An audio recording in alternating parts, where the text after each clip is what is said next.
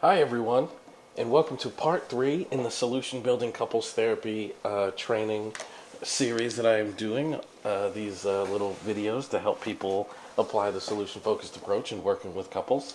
And it feels like it's been forever since I recorded one of these videos, but in the time that I have been away, I have traveled and I visited really good friends, Chris, Harvey, and Evan at Brief in England, and then I got to speak at the United Kingdom Association for Solution Focused Practice in Scotland, and it was really a wonderful trip. And when I got back, I had to do my normal work of seeing clients and things. But it's exciting, and I'm glad to be able to put out another video. So I hope that this one receives some positive feedback as the previous have, and I hope you guys continue to kind of share with your friends and colleagues and find these videos helpful to you. So before we get started, let's do a quick review. That the first video, I figure since it's been a little bit. So the first video was about establishing a destination, a best hopes for the therapy. What are your best hopes from these meetings? Those kinds of questions, which allow the couple to start describing the way they'd like their relationship to look like once successful therapy is completed. And then the second video was about the next phase of this process called problem-free talk or connecting with the couple. And this allows the therapist and the couple to develop a relationship beyond the couple's problems, beyond the situations that brought the couple into the therapy setting. And now onto the third video, which is Honeymoon Talk. Now, Honeymoon Talk draws upon this belief that each couple has an obvious history of success. Now, when I first started thinking about these things, I was working in an agency, and it just struck me that each couple, they would come into my office, and sometimes they'd say, we don't want to be together, we're having these huge problems and those types of things. But I noticed that, they were wearing each other's wedding rings, or even though they say they don't want to be together, they walked into my office together. And it made me start thinking that no matter how difficult things have been, at some point the relationship was working so well that each partner decided to make a go of it. Each couple decided to get together. And it asked questions about those past successes. We asked questions about what made that scenario happen. What made the two of you decide to make this relationship into a relationship and begin to build together. Who noticed what? How did you notice those things? What were the signs, etc., etc.? But how did you guys get on making the decision that you would make a relationship of this scenario before the problems took hold in your life? These past successes provide the clues as to the potential future of success for the couple and what could be in the future when the couple gets kind of in touch with those facets of their relationship. And just like with almost every other facet of a solution-focused approach, details, details, details. The more details, the better. So, discovering exceptions. And for those of you not familiar with the solution-focused approach, exceptions are those times when the problem is not present in a relationship. And it's times when the problem is it's not there or either not present. I don't think I wrote that right. Times when the problem is either not present or less severe. Yes, I did. I just read it wrong. Life before the problem. Help the couple identify clues for a helpful future. All of those things, remind people that, we had a past success and it wasn't by accident. We did things to help contribute to this relationship getting on in a successful way. Now, here are a few questions that I like to ask couples when I'm going about discovering past successes. When did you first realize that this was a relationship that you wanted to progress in? How did you know that your partner had a similar idea? So how did you know that not only you had an interest in your partner, but they also shared an interest in you? What things did you do to ensure that the relationship would grow from when you met to its happiness point? I'm going to assume that the relationship didn't just start and then all of a sudden become wonderful by some instance of happenstance. Each one of you contributed to it happen. So what things did you do to make those things occur? And what did you notice your partner doing? What was it those things your partner used to do to remind you or let you know that they were interested in you and contributing to the growth of this budding relationship? And what were the clues that what you were doing was right for you? Like, how did you know that by getting involved in this relationship and contributing to the growth of this relationship, it was right for you? It wasn't just something you were doing. What did your friends notice that told them that you were doing something that was right for you? You know, our friends can be such wonderful clues and such wonderful witnesses to the growth of a relationship. And oftentimes your friends noticed and would say things to you like, man, you've never seemed happier, you've never been at your best. And I remember, a famous pair of friends, Matt Damon and Ben Affleck, when Ben Affleck got in a relationship with Jennifer Lopez. I remember Matt Damon and he were doing an interview, and Matt Damon said to Ben Affleck, I've just never seen you this happy. Now, of course, a couple of years later, the relationship is over, as with many of Jennifer Lopez's relationships. But that's the way that these couples, that these friends can notice that we're doing something that's right for us.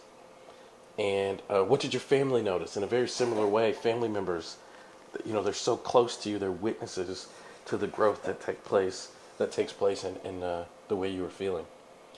And what did your work colleagues notice? Once again, just another third-party perspective of people watching you, going about creating this relationship, and what clues did they pick up that let them know that you were creating a relationship that's right for you? And children can serve as a wonderful witness to those things as well. And what are you still doing that is in line with those things? So we're going to connect those past successes to the reality here, even though there's a problem present. Remember, we're looking beyond it and getting in touch with those successes and the attributes that each partner brought to the relationship or currently brings to the relationship. I'm going to go back a second, because one of the most powerful questions I actually don't have listed here, but the simplest, most basic question I've ever used or ever asked to invite people into conversations about these are just simply asking, how did you meet? I've had settings where couples were so angry with each other. Would come into my office and, adultery and one person upset with another, so on and so on. And then when I ask, so how did the two of you meet? There's a visceral change. There's a noticeable difference in the mood, emotion, and intention present in the room. And they often start smiling and laughing and telling me a very funny, incredibly romantic, sometimes erotic story on how they got their relationship started. And that brings me into asking questions to remind people that not only did you get your relationship started by your attributes, but it couldn't have been coincidence. You kept it going for a while, and a lot of times a good while. Sometimes I'm so shocked by how often couples say things like, we had it was going really, really well for the first couple of years, and then the past however long was difficult. Well, to keep something going for 2 years requires an amazing amount of skill, but sometimes we accidentally forget that, and we think, well, the first 2 years were great, but they were supposed to be. Now the last 2 years have been trouble, and that's we got to go each other. But that's actually not true. In the beginning, keeping it going for 2 years required effort, skill, talent, and these questions help people tap into that talent, just so we can kind of restart the process. Now, one of the things that I often hear, one of the myths about the solution-focused approach is that it doesn't look backwards, it only looks forwards, which isn't really true. We look backwards for the nuggets of gold that we want to carry with us going into the future. And I had someone point out to me one time, a former client actually, he said that everybody has things in their closet that they would never wear again nor throw away. And I must admit, I'm in that category as well. There are many things in my closet that I don't have any intention of throwing away, but I'll probably never wear again for a multitude of reasons. And this client said that when he came into therapy with his wife, let me start over. Let me kind of rephrase. So everybody has things in their closet that they would never wear again, nor would they ever throw away. And this client wrote me a letter kind of pointed that out. And he said that, just like your closet is that way, when you go on vacation, he said you never pack the things that you would never throw away nor wear again. He said you always pack the stuff that would look best on you during that trip. You put it in your briefcase and you go on the trip, which is actually true. I mean, at the time where I got this letter, I was actually planning for a trip to go do a training. And I thought, man, that's actually kind of spot on. Like, I was going through my closet looking for the things that I look best in, look most professional in, so on and so on. And he said that he and his wife, it was almost like they were going through the closet of their relationship and trying to bring into the future all of the stuff, including the things that they don't look their best in. And by going through this solution focused process, by going through this process of just picking out the parts that they look best in, he realized we don't have to bring our whole past into our future. We can just carefully select the pieces that work best for us and carry that into the future. And I thought that's such an amazing way to describe how solution focused therapists look backwards and what we're looking for when we look backwards. I actually asked his permission if I could tell this story in training, and he gave me permission to. So other than the botched effort I had just a second ago, I've been telling this story quite frequently because I think it really points to what we're doing in solution-focused therapy when we go backwards. We're just looking for the parts of the client's past that work best for them so they can carry those things in the future. In the same way that when we plan for trips, we look in our closet for the garments of clothing that look the best on us so we can pack those and then wear them on the trip. So I hope that makes sense to you, because I actually thought that was such a wonderful way to illustrate what we're doing as solution-focused therapists when we're asking questions about the past such as this.